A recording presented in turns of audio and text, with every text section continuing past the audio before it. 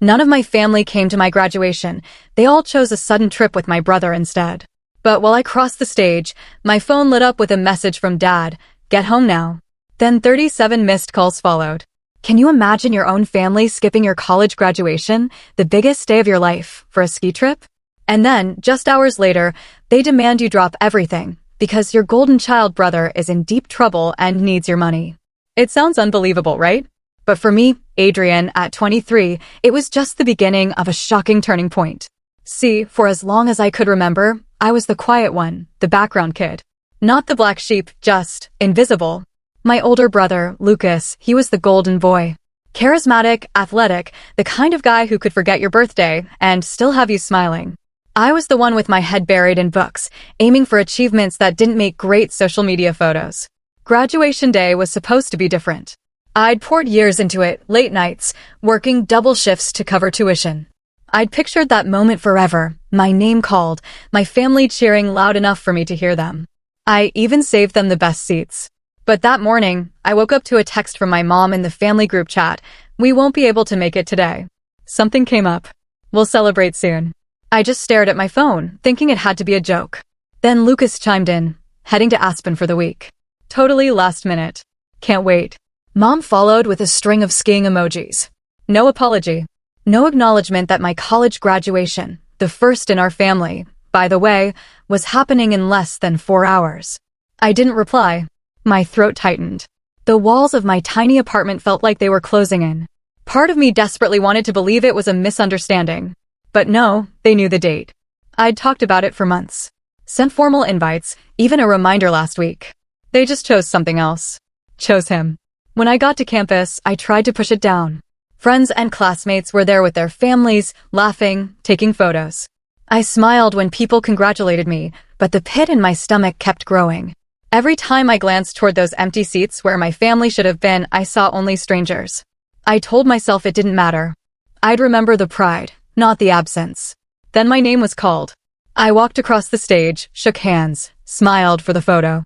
And that's when my phone vibrated in my pocket. It was my dad. A text, "Come home immediately." No explanation. Just that. When I stepped off the stage, notifications were piling up. 37 missed calls. The same message over and over, "Come home now." I didn't answer. I just stood there, my diploma in one hand, my phone in the other, wondering what could possibly be so urgent that the family who skipped my graduation for a ski trip now suddenly demanded I drop everything. As the celebratory noise washed over me, something shifted. A cold, quiet awareness. Whatever was waiting wasn't just something coming up. This was the start of something bigger. That day would draw a permanent line in my family's history, the before and the after. And I was about to find out how deep the divide would go. I got back to my apartment that evening, still in my graduation gown, and found 3 more missed calls from Dad, 1 from Mom. Still no voicemails, no explanation, just those 2 words. I sat at my secondhand kitchen table, staring at my phone. They hadn't acknowledged my graduation at all during the ceremony. Now they were treating me like I was late for an emergency I knew nothing about. An hour later, Mom's message finally came through. "Your brother needs you. It's important." No context. No question about me or the ceremony. Just straight to Lucas. I could almost hear the tone behind it, the same one I'd grown up with. In our house, Lucas's problems were family problems. Mine were mine. If he scraped his knee, the world stopped. If I sprained my wrist, I was told to walk it off. I'd learned early that my role wasn't to be cared for, but to be useful when someone else, usually Lucas, needed something. I didn't answer. I put my phone face down, grabbed a bowl of cereal, and sat in silence, thinking about how every major milestone in my life had somehow been overshadowed by Lucas. My high school graduation? He'd been caught throwing a party the night before, so everyone talked about his trouble. My first job? He totaled his car that same day, so the family chat exploded with insurance claims instead of congrats for me. Around 9 p.m., my phone buzzed again. Video call from Dad. Against my better judgment, I answered. Dad's face filled the screen, tight and impatient. "Adrian, finally. We've been calling you all day." I was busy, I said flatly. "Graduating."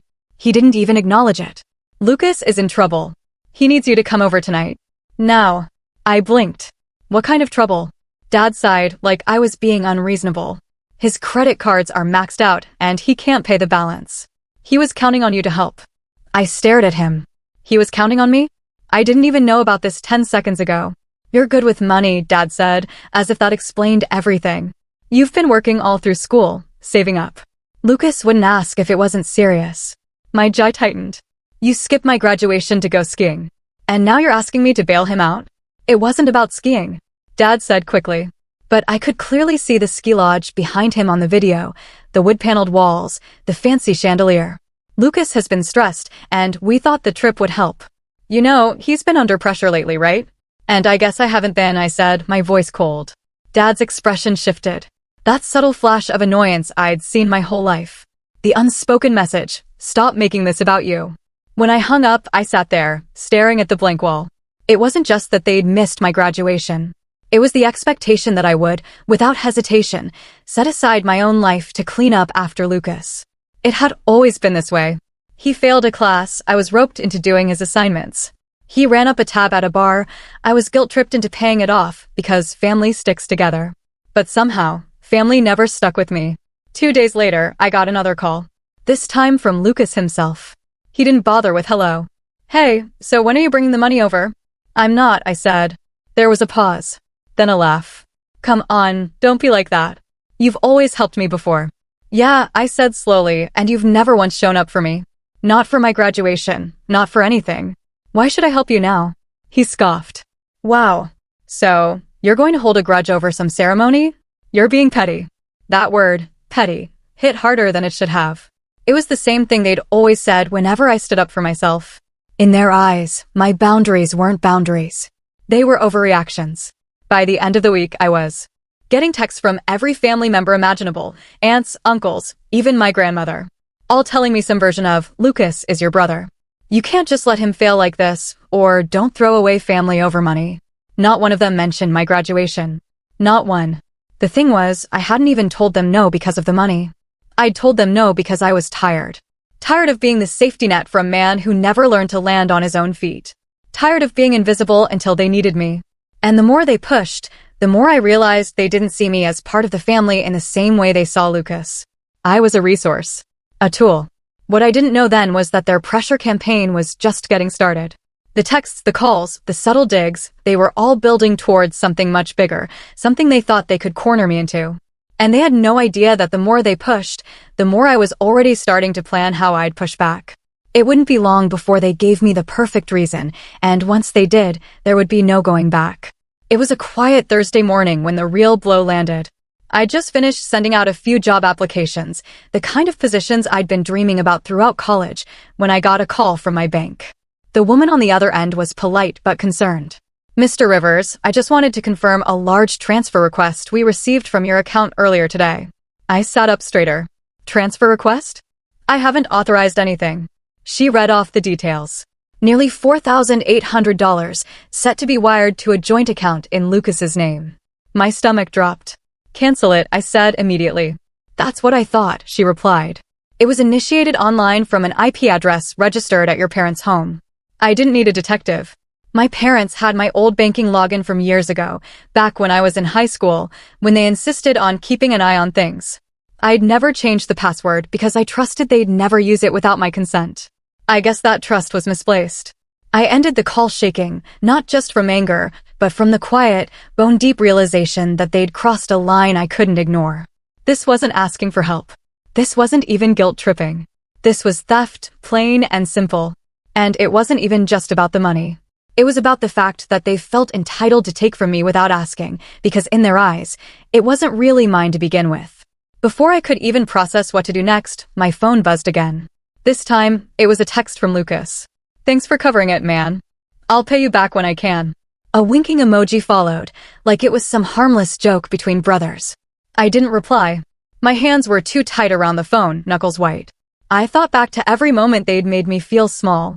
Every time my achievements were sidelined. Every time I was told to be the bigger person, while Lucas got away with anything. Now it was clear they didn't just expect me to pick up the pieces when he messed up. They believed I owed it to him. I called my mom. She answered cheerfully, like nothing was wrong. Adrian, we were just talking about you. You should come by this weekend. Did you authorize a transfer from my account? I asked, my voice sharper than I intended. There was a pause. Not confusion, but the pause of someone figuring out an excuse. Oh, sweetheart, we knew you'd help your brother. He's in a tight spot, and we didn't want to bother you with the details while you were busy with school things. You stole from me, I said. Her tone hardened instantly. Don't be dramatic. We're family. It's not stealing when it's for someone you love. Something inside me shifted at those words. For years, I'd let that twisted version of love dictate how I was treated. But in that moment, it hit me. Their definition of love was just a word they used to excuse taking whatever they wanted from me. I hung up before she could say more. The silence in my apartment was so sharp it felt like it had edges. My diploma was still leaning against the wall, unframed, unopened. I stared at it and realized it wasn't just a piece of paper. It was proof. Proof that I'd built something for myself despite them, despite being constantly overlooked, despite being treated like a backup plan for their favorite son. That night, I changed every password I had, bank accounts, email, everything. And as I did, I thought about the 37 missed calls on graduation day, the way they'd made my milestone about Lucas's ski trip, the entitled assumption that my hard-earned money was theirs for the taking. They had taken the first shot. They had made it clear they weren't going to respect any boundary I set. And I had a feeling they thought I'd just fume quietly and then forgive them, like always. They were wrong. Because this time they hadn't just hurt me. They'd given me a reason, a perfect reason, to finally stop playing the role they'd assigned me. And in the days ahead, that reason was going to be the fuel for something they wouldn't see coming. What I didn't know yet was how far they were willing to push me before I acted. But I was about to find out. The next couple of weeks felt like moving through heavy fog. I still went through the motions, sending out job applications, making it to a few interviews, but my mind was elsewhere. Every time I opened my banking app, I half expected to see something else missing. I kept my phone on silent, unable to stand the constant buzzing from family members, each with their own friendly reminders about how I should let it go for the sake of family peace. The narrative they were pushing was predictable. Lucas was stressed. Lucas was struggling. Lucas didn't mean any harm. Somehow, I was the cold one for making a scene. The theft had been reframed as a misunderstanding, and my refusal to cave was holding a grudge. It was surreal. I wanted to scream every time someone told me I was being unfair, but I didn't. I didn't give them the satisfaction of hearing my frustration. Instead, I pulled back. I stopped going to Sunday dinners. I stopped answering calls unless they came from numbers I didn't recognize, in case it was a job opportunity. I stopped checking the family group chat entirely. When I finally opened it one night out of morbid curiosity, I saw a string of photos from the ski trip. Lucas posing with his friends, champagne in hand, laughing emojis and captions about living life to the fullest. My graduation? Not a single photo. Not a single word. That hit harder than I wanted to admit. I'd tried for years to convince myself that if I just worked hard enough, if I achieved enough, they'd see me differently. That they'd be proud in the same way they were proud of Lucas. But the truth was right there. I could cure a disease, and they'd still find a way to make it about him. My finances were tight now. Graduation had already drained most of my savings, and while the bank had canceled the transfer, there were still processing fees and a hold on my account for days. I had to scrape by. I skipped meals more than I wanted to admit. My apartment felt colder, emptier. It was the first time in years I felt truly alone. Not just without company, but without the illusion of support. The worst part? My degree should have been opening doors, but without any real connections or family backing, I was just another resume in a pile. Every rejection email was another reminder that I was on my own now. That if I fell, there was no one who'd catch me. Unless catching me meant taking something from me. But here's the thing. In that quiet, in that isolation, a part of me started to wake up. I began keeping a small notebook by my bed, jotting down everything that had happened since graduation. Every call, every text, every piece of manipulation. I started looking back, writing down old incidents, too. Moments I'd brushed off at the time. When I read it all together, it was like looking at a long, slow-moving train wreck. Patterns I'd ignored before were glaringly obvious now. I wasn't sure yet what I was going to do with it, but I knew I was done reacting on impulse. I wouldn't yell. I wouldn't plead. I wouldn't try to make them see my side. That had never worked, and it never would. Instead, I was going to wait, watch, let them keep showing me who they were. And when the time came, I'd have more than just the will to stand up for myself. I'd have a plan. The problem was, they weren't done with me yet. And before I could put that plan into motion, they were going to push me further than I'd ever thought possible. Far enough that I'd have no choice but to act.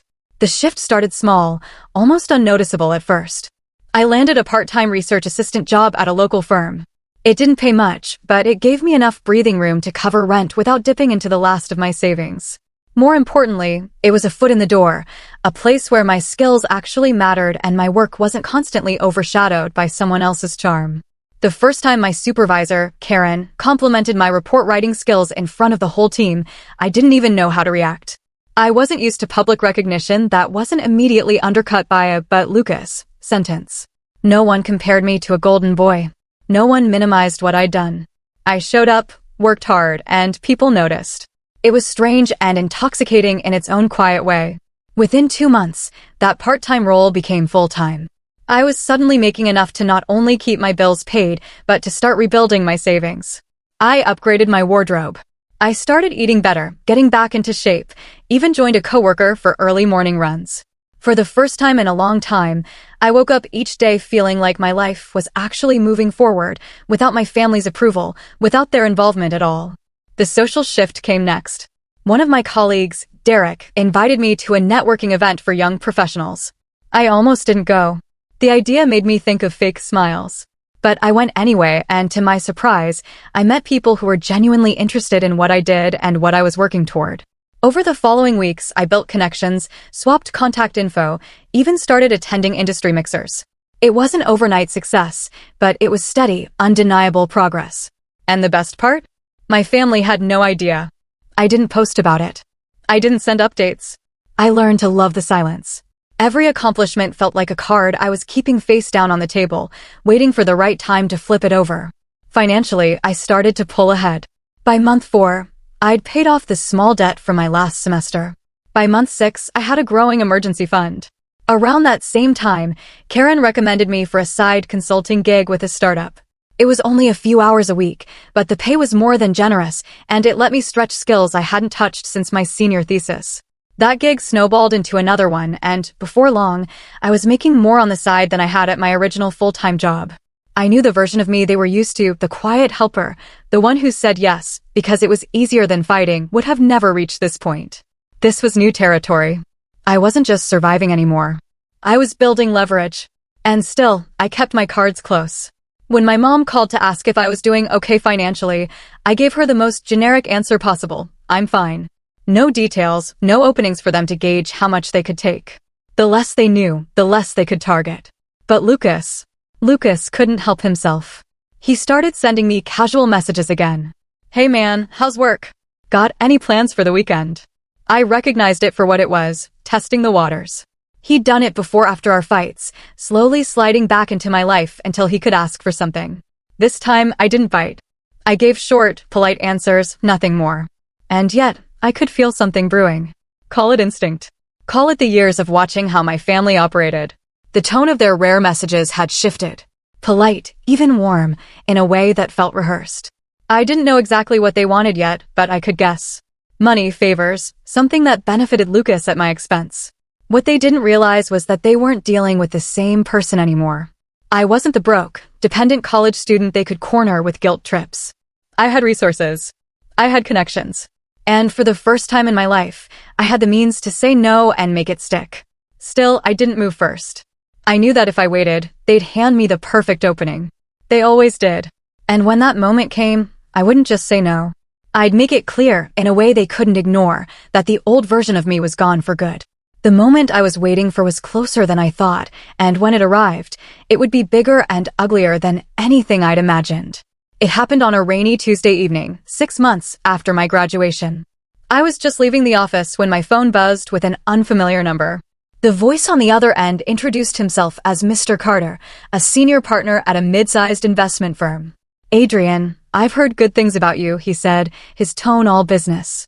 Karen speaks highly of your work, and Derek mentioned you're excellent with financial structuring. We could use someone like you for a project we're taking on. I'd learned to keep my excitement under wraps, so I listened carefully. The project turned out to be a full-scale portfolio restructuring for a local chain of boutique hotels. It wasn't just a job. It was a chance to work directly with high-net-worth clients, to get my name in rooms I'd never even known existed a year ago. The fee they offered for my role was more than my monthly salary at my regular job. I said yes. Over the next several weeks, I threw myself into the work. It was demanding: late nights, endless spreadsheets, constant strategy calls, but I was in my element. My input started to shape decisions. The chain's owner, a sharp but personable man named Michael Reeves, took notice. "You're not just good with numbers," he told me one night over dinner with the project team. "You understand how people think." That's rare. I didn't know it then, but Michael would end up being one of the most valuable connections I'd ever make. He had deep ties to the local business community and was well respected in circles my family couldn't even dream of entering. While all this was happening, I was also gathering information. Not because I was actively planning revenge yet, but because old habits die hard. I'd been keeping that notebook updated: every petty comment from my family, every manipulation attempt, every subtle probe into my finances. But now I had something more. Through casual conversations with family friends at networking events, it's amazing what people will share over a glass of wine. I learned that Lucas had been trying and failing to get backing for a business venture. Apparently, he'd pitched a half-baked idea for a luxury sports bar to several investors, but no one was willing to touch it. One comment stuck with me: "If he can't get someone to co-sign a loan soon, he's sunk." Your parents are really stressed about it. I tucked that away in the back of my mind. I knew my family well enough to see the pattern forming.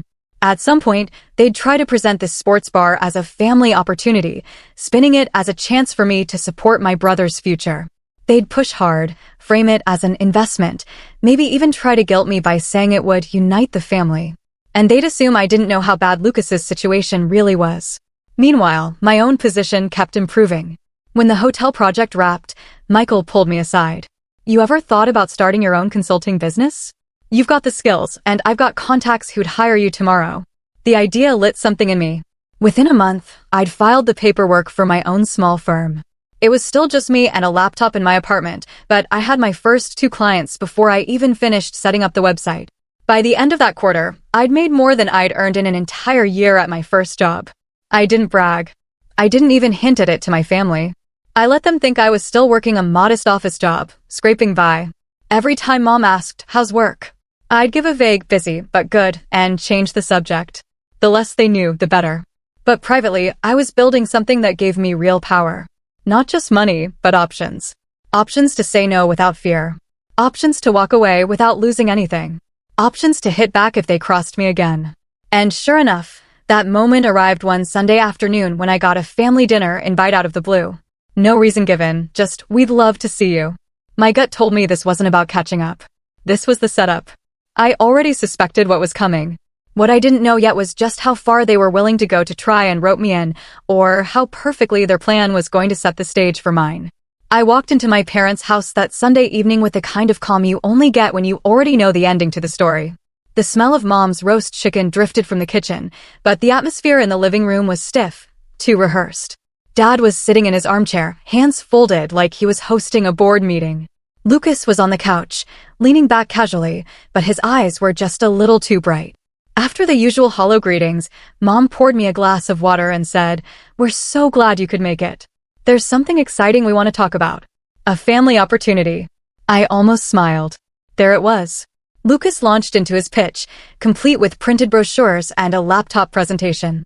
He talked about the sports bar of the future, about high-end decor and signature cocktails, about exclusive partnerships. He used phrases like ground floor opportunity and guaranteed returns. I listened, nodded occasionally, and didn't interrupt. When he finally finished, Mom leaned in with that expectant smile. "We've already got interest from a few investors, but we'd love to keep it in the family.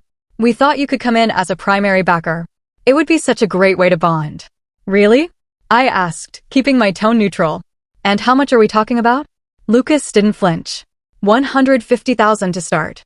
But you'd own 30%. Huge upside, man. I set my glass down and leaned forward slightly. "That's a big ask. So, just out of curiosity, have you told all your potential investors about the loan rejections?" The room went still. Lucas's smile faltered. "What?"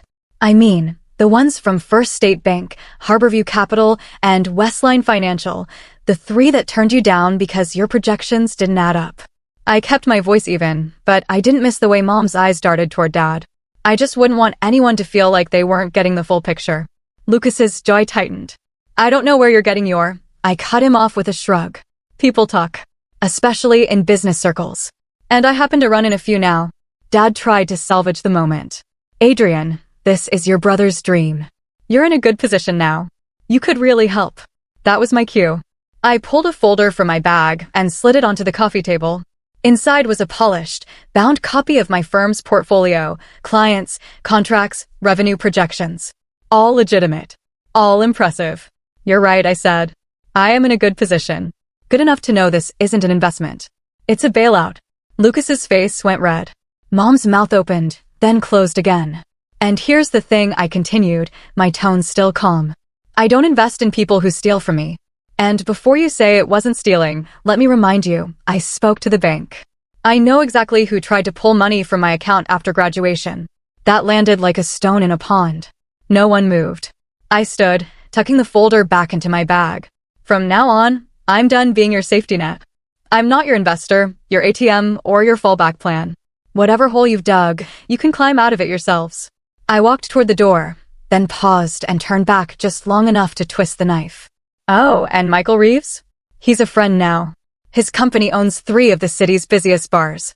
When your pitch crosses his desk, and it will, you can guess how that'll go. Lucas didn't say a word. Mom looked like she wanted to, but Dad's hand on her arm kept her silent. I left without another word.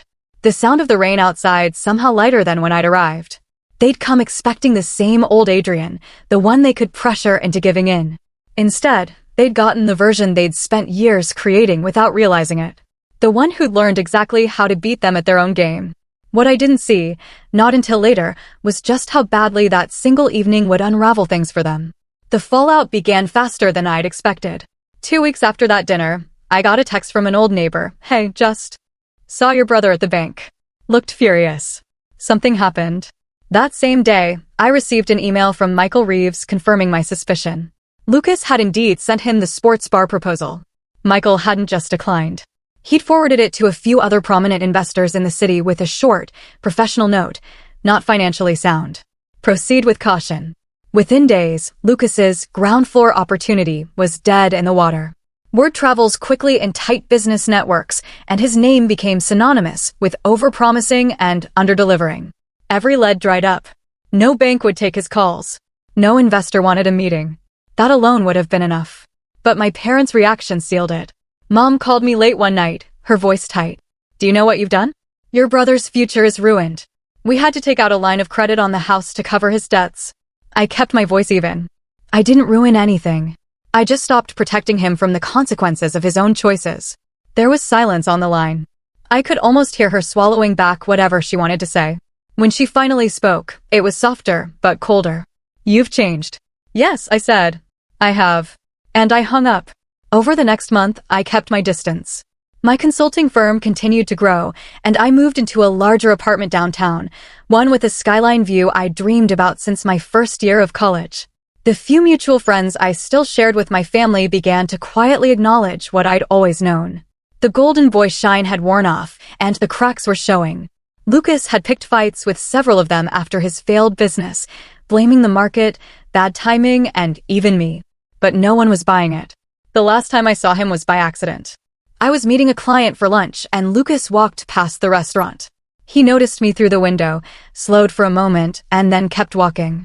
No smile, no wave, just a man who'd finally realized the person he used to lean on was gone for good. And for the first time in my life, I didn't feel guilt. I felt free. Because they had taught me, in their own twisted way, the most valuable lesson I'd ever learned. When you stop letting people treat you like a safety net, you find out very quickly who's capable of standing on their own. Honestly, hearing their silence and seeing their faces when I called them out, it was wild. Have you ever had to draw a clear line with family, even when it felt impossible? Tell me what you think, I really want to know.